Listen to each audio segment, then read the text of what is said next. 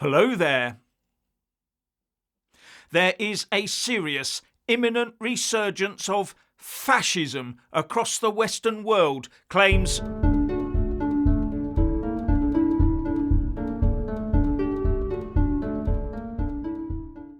Yes, according to the London Mayor, Sir Sadiq Khan, there is no greater threat than that of the far right. And this comes from the man who doesn't seem to comprehend, let alone acknowledge, any sort of groomer activity in London. Just as Donald Trump is about to re-enter the White House, Sadiq Khan surfaces from his woke swamp and claims that there is a resurgence of fascism in the West. Well, we all know that Khan hates Trump. Remember the Trump blimp?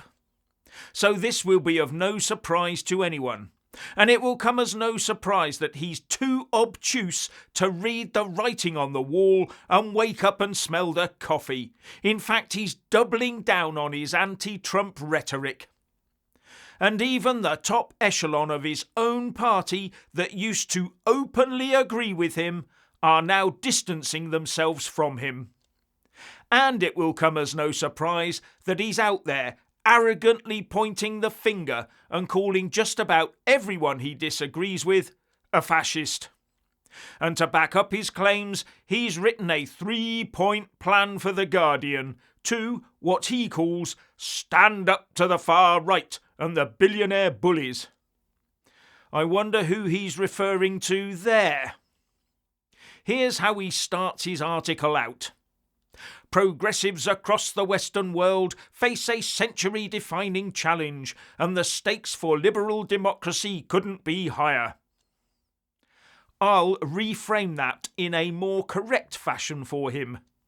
Woke communists infesting our developed world are terrified that they've been found out and that they're about to lose control over the levers of power and control.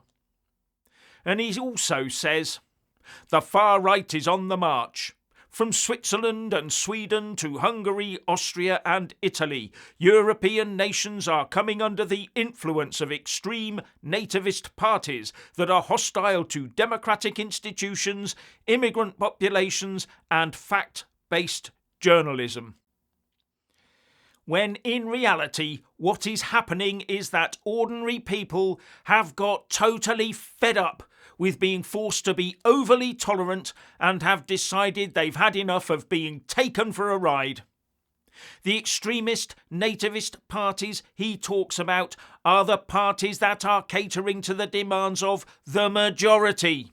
Therefore, we are not hostile to democracy.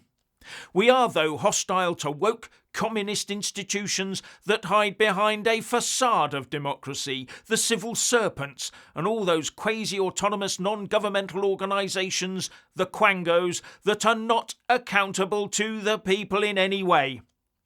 And we are not hostile to newcomers, only those that refuse to assimilate, or worse. And the so-called fact-based journalism he refers to is anything but fact-based.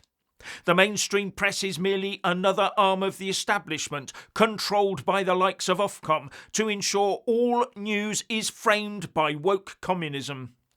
Had the press actually been properly fact-based for all these past decades, 1. The groomers would have been smashed on day 1. 2. The health emergency would have been treated with far less anti-population ferocity than what happened. 3. The benefits of multiculturalism would have been placed in their proper context, leading to proper integration and less division. 4. Free speech would not have taken flight from our educational institutions. 5. We would not have tolerated such an anti-democratic establishment response to the Brexit referendum result. 6. We would probably not have had this ruinous Labour government foisted upon us. 7. We would almost certainly not have over 40,000 people, predominantly from a certain demographic, on the government watch list. 8. Deporting undesirables would not be nigh on impossible. I could go on. This is all the fault of a non-fact-based journalism. Journalism infested by woke ideology that puts their woke lefty agenda as of far higher worth than the ordinary Brits it claims it is telling the truth to. Anyway, Khan goes on to lament that by exploiting economic concerns and a growing distrust of political and media institutions, these reactionary populists have been able to attract new supporters. In Germany, the AfD is on course for a breakthrough in next month's federal elections. In France, the National Rally is topping presidential polls. And of course, in the US, Donald Trump is back. So those that want to return our Western world to one grounded in political honesty and abiding to what the majority wants are, in his own words, reactionary populists. Reactionary is what they used to call people back in the days of the USSR, before hauling them off to the Siberian salt mines. In my mind, being reactionary is really about doing all you can to fight off a disgustingly evil communist regime. A communist regime like the one being woven around us in the UK right now. And Khan goes on to say that these are deeply worrying times, especially if you're a member of a minority community. And then he goes on to try and equate what's happening in politics today with what happened mid-last century in Europe. And then says we need a serious strategy to halt these extremists in their tracks. Meaning far-right extremists, of course, who are not far-right, but right so far. I wish this country had put in place a serious strategy to deal with the really dangerous extremists, many of whom we have imported. And he also wants social media to be reset back into its old, oppressive, hard-left woke echo chamber of enforced obedience that cancels and criminalises all he disagrees with. He just wants total control. I say no. Khan is just a dollop of... I'll leave you to fill the blanks in.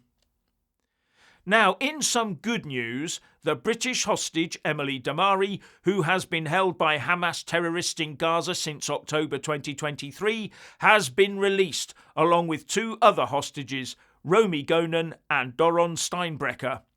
Let's hope Emily gets home as quickly as possible.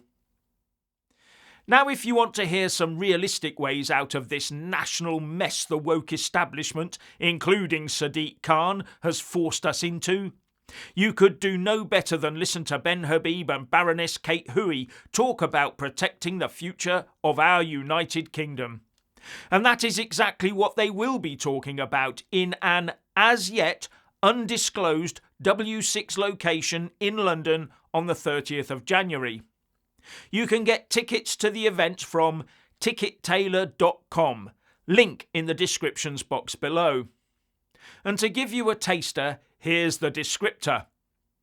What is the future for our United Kingdom, and how can we best preserve our very special union? Tonight we are delighted to have Mr. Ben Habib and Baroness Hui with us to discuss this crucial issue. Ben Habib is a fearless, high-profile champion for truth and political integrity and was the previous deputy leader of Reform. Baroness Hui is an important, non-affiliated voice in the House of Lords who consistently speaks up for free speech and on the importance of a united kingdom. Together they are formidable champions for our union at a time when we face all sorts of challenges. We will also be joined by our special guest, Eileen Quinton, a relentless voice for the union and an implacable opponent of appeasing terrorism. Tonight, we will discuss what lies in store for the UK. And I will point out that it is a sad indictment of Sadiq Khan's woke, so-called progressive London that the location for this talk has to be withheld until the last possible moment over potential security issues.